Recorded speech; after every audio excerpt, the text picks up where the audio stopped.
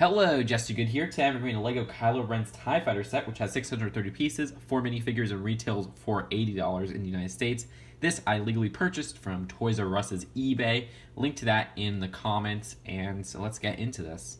And here is the Kylo Ren figure. Of course, you got his iconic lightsaber, but I think this is a different holder. You also have a new torso and leg design, which looks very medieval to me, almost like a chainmail. I really like how that came out. The back, which they do use that newer style cape, does also have some printing as well. And his face print is different, where it has that new scar design from the movie that fits with the ending of The Force Awakens, and he looks very angry on the back side. And you have this First Order TIE Pilot. This is a new design with the red stripes, and underneath you can see that he does have an angry clone face, but I like how this little tube right here just rests on that torso print, which is the same one from 2015, and same goes for the legs, and you can see he does have some back torso printing, but no back facial printing. And we have BB-9E, who has the same molding as BB-8 on the body, but the top head is different, and of course totally different printing overall, which looks really cool as it's all around the figure. You can see the top of the head is also hollowed out, which is quite interesting.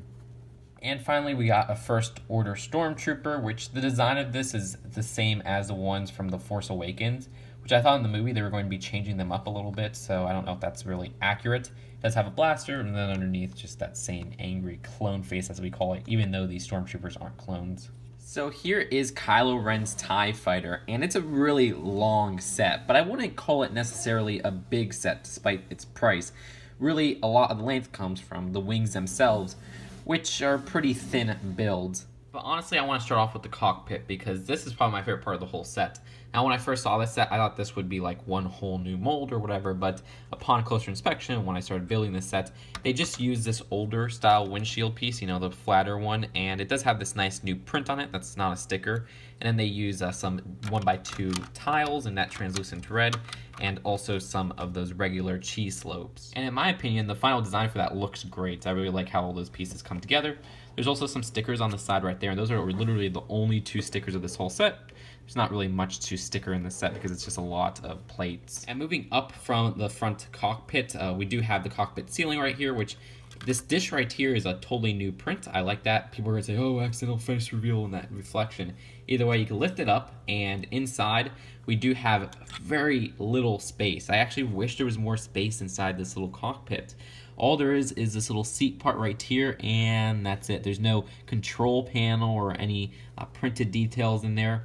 There's not even a holder for Kylo Ren's little, special lightsaber, which I was hoping there would be, but you just fit Kylo Ren inside there and then close the little cockpit list like that. So moving on from the top cockpit, this back area right here actually uses some 1x2 bricks in that red coloring to illustrate maybe like a back glass. I think that looks pretty cool, even if there's no engine on the back. I guess you could maybe pretend these 1x2 with the knobs are supposed to be the engine or something like that. But yeah, I don't mind that design too much. But what I do mind is this underside right here, and it just looks a little bit unfinished to me. I wish they would have done maybe a little bit of a more curvy design for this bottom part. You do have a little bit of curves on the underside of the front right here, but it's just these 4 bricks. And then it's just a flat 6x12 plate, and it looks very awkward and unfinished in my opinion. Like I said, I wish there was maybe a little bit of edges on the side or just curves to it because it looks a little bit too flat. You can kind of see what I'm talking about with the bottom when you look at it from this angle, where this top part has all these curves and then the bottom part literally plateaus, and it just looks a little bit awkward. But those missiles right there are actually the main play feature, and to activate those, all you have to do is push down on this and they fly out. And we could do this one as well, and it flies out like that. And that one went so fast, I don't even think it showed up on the camera.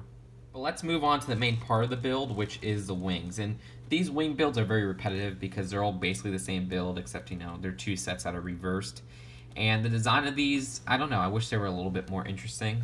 Now, we do have some printed pieces right here, which are found on both sides of the vehicle, and these are actually not new or exclusive prints. And you could position the wings as you'd like, because you see they're on these little hinges. I mean, if you'd like, you could position them straight out like this, or if you want to make it look a little bit like a TIE Striker, I don't know, that's what it reminds me of, you could put them kind of like on this weird parallel side.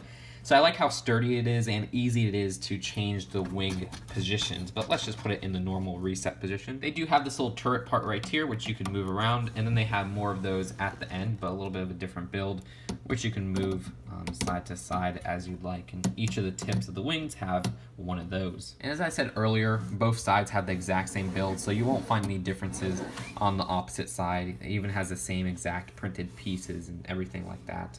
And finally, if you like to swoosh your vehicle around, it's very sturdy to just hold it from the center right here, which again I really like, because sometimes you get these really delicate vehicles that are more meant for display than play.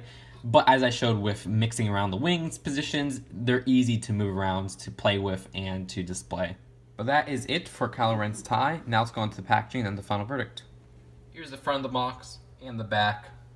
The instructions are actually pretty big, and you can see on the back they do have some advertisements, really just the same ones as the smaller set. And you have that minifigure checklist right there, which is pretty neat, as well as all the sets on the back.